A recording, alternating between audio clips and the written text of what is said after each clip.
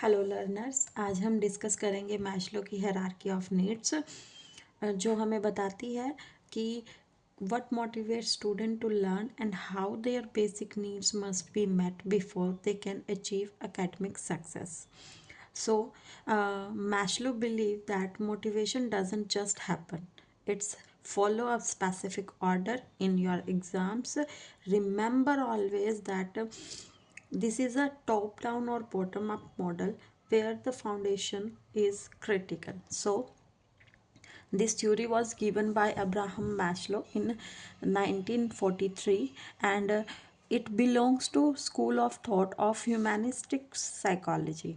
तो इसका जो कोर कंसेप्ट है, humans are motivated by hierarchy of 5 basic needs, and Maslow described his theory in a pyramid shape which start from the bottom. So you can see this diagram, and it starts from the basic physiological needs, safety and belongingness and love. Then the student needs self esteem, and after that he needs self actualization. So जो bottom की 4 needs रहेंगी उसको हम बोलते हैं D needs, means deficiency needs, कि student को किसी चीज़ की कमी रहेगी, इन चारों में से किसी की भी कमी रहेगी तो बच्चा कभी भी अच्छे से सीख नहीं पाएगा। लेकिन अगर वो इन चारों नीड्स को हम उसकी पूरा कर देते हैं, टीचर्स या स्कूल उसको पूरा कर देता है, तो बच्चा बहुत अच्छे से सीख पाएगा। उसके बाद जब ये पूरी चारों नीड्स जो हैं उसकी वो पूरी हो जाती हैं, तब वो सेल्फ एक्चुअलाइजेशन यानी कुछ नई चीज़ें सीखने की तरफ बढ़ता है और वो अपनी ज़रूरत के लिए काम करना शुरू करता है। So firstly we will discuss the bottom for D needs, deficiency needs. So number 1 will be physiological needs, which belongs to hunger, thirst and sleep.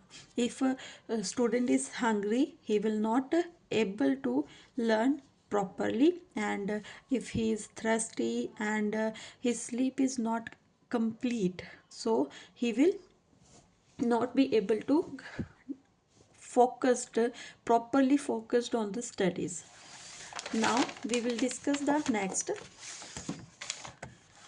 safety needs. Safety needs belongs to the security, protection and protection from the bullying and the stability in the school. So if the school is providing these kind of safety or safe environment to the student will learn more.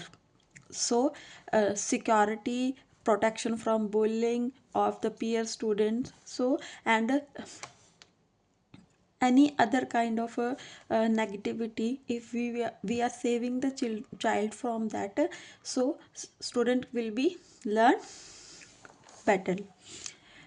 Next will be love and belongingness need, peer acceptance, teacher student bond. So it will learning of the student will depend on the peer acceptance, means how the peer students are behaving with the student, and how the teacher is able to create the bond with the student. So number 4 will be self esteem, recognition, self respect, confidence. Okay, so after when the student are able to get his physiological needs, safety needs, love from the teacher and the peer groups, then he wants some respect or recognition in the school for his work, for his actions, for his activities. He needs some recognition, or and belongs to his respect or self esteem. After that he will go to the being needs, means the peak level of the needs, self actualization, realizing one's full potential, means now student want to learn something new for his betterment. So there are some characteristics from which we can understand that this kind of action is belongs to the self actualization, because I start every time ask us question, with different kind of words, and we have the knowledge of the theory, but these words get we हम confuse हो जाते हैं इन words की वजह से. So if we don't want to confuse with these kind of words, we should learn how these words are belongs to this kind of activities. So first is spontaneity, means students are ready to do some work or by himself, and he doesn't need any motivation from the teacher or any other, and he has the capability of solving the problems, he has the creativity. So these kind of characteristics define that now students are going to achieve his self actualization or his potential. इस potential को लेने का या उसको gate करने का जो उसका गोल होता है वो हमेशा से सेल्फ मोटिवेटेड ही रहता है. ठीक है. A self motivated learner who learns for the sake of knowledge, not just for the grades. So now in this stage student want to learn for his betterment, his sake of knowledge, and not for the external motivation. He want to learn for his internal motivation. So after giving these 5 stages, Maslow ने इसको थोड़ा extend किया था. कई बार estate क्या होता है, बहुत ज़्यादा डीपर चला जाता है, तो हमें तो रेडी होना है अगर हमें सिलेक्शन लेना है तो. ठीक है.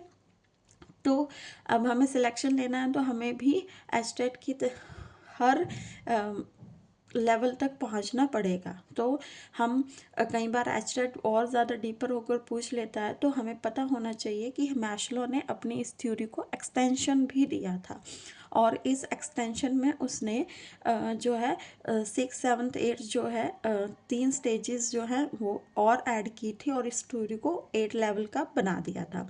तो कॉग्निटिव है, means desire for the knowledge and to child want to understand. So he is it's his cognitive needs, and aesthetic needs, appreciation चाहता है वो अपने काम के लिए, और transcendence means helping other for achieving their self actualization, means वो दूसरों को उनका full potential अचीव करने के लिए हेल्प करना चाहता है.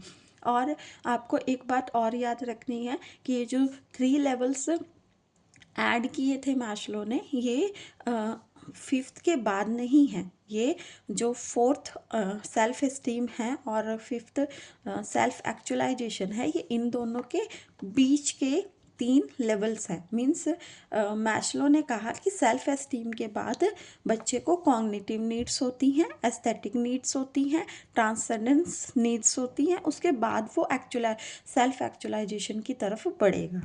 तो हमें ये बातें याद रखनी हैं.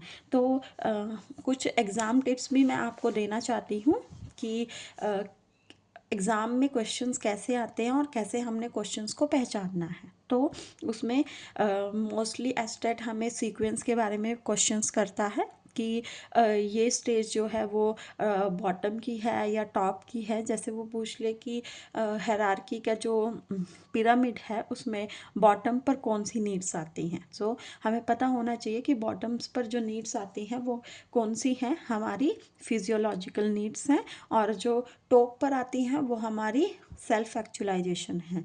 और फिर से मैं रिपीट करना चाहती हूँ कि ये जो 3 एक्सटेंडेड थ्योरीज़ हैं हमारे पास, ये तीनों एक्सटेंडेड थ्योरीज़ जो हैं, लेवल्स जो हैं, वो सेल्फ एस्टीम और सेल्फ एक्चुअलाइजेशन के बीच का हुआ है. और उसके बाद हमारा नेक्स्ट एग्ज़ाम टिप है कि हमसे पूछ लिया जाता है एग्ज़ाम में कि ये जो थ्योरी है वो किस नेचर की है. तो हमें याद रखना है कि ये ह्यूमैनिस्टिक नेचर की है और ये हॉलिस्टिक नेचर की भी है. मीन्स हम हॉलिस्टिक मीन्स कि हम बच्चे की सारी नीड्स की बात कर रहे हैं, पूरी लाइफ की बात कर रहे हैं, उसकी ओवरऑल डेवलपमेंट की बात कर रहे हैं. तो हमें पता होना चाहिए सो ये उसके होलिस्टिक डेवलपमेंट से रिलेटेड है। सो कुछ कीवर्ड्स भी हैं जो हमें बताते हैं कि ये जो सेंटेंस है या क्वेश्चन है वो किस थ्योरी से जुड़ा हुआ है। तो कुछ वर्ड्स हैं जैसे हायरार्की है, मोटिवेशन है, पोटेंशियल है, डेफिशिएंसी है, डेफिशिएंसी वर्सेस ग्रोथ है। ये सारे वर्ड्स जो हैं वो इसी थ्योरी से जुड़े हुए हैं, मीन्स मैस्लो से जुड़े हुए हैं। तो हमें इसका भी ध्यान रखना है। तो एक बार एक छोटा सा रिव्यू अगेन कर लेते हैं। मैस्लो ने इस थ्योरी को 1943 में दिया था। ये humanistic psychology of school of thought से जुड़ी हुई है। मैस्लो ने इसके अंदर हमें 5 स्टेजेस दिए हैं और इन 5 स्टेजेस को उसने एक पिरामिड में दिखाया है।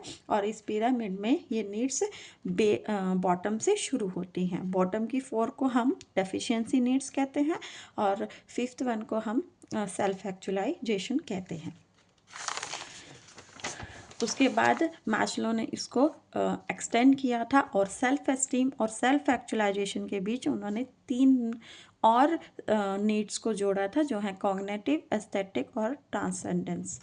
और उसके बाद कुछ हमने वर्ड्स किए हैं, hierarchy, motivation, potential, deficiency versus growth and कि सीक्वेंस क्या होना चाहिए, सीक्वेंस में फिजियोलॉजिकल नीड्स कहाँ पर आती हैं, बॉटम में आती हैं या टॉप पर आती हैं, या टॉप या बॉटम पर कौन सी नीड्स आती हैं, वो किसी भी तरह से क्वेश्चन आपसे पूछ सकते हैं। सो ये थी आज के लिए हमारी मैस्लो की थ्योरी। सो आई होप आपको ये पसंद आई हो और इसको हम आगे की तरफ, अपनी इस जर्नी को हम आगे की तरफ भी कंटिन्यू करेंगे। मुझे आपका सपोर्ट चाहिए। So please like, share and subscribe my channel. Thank you. Bye.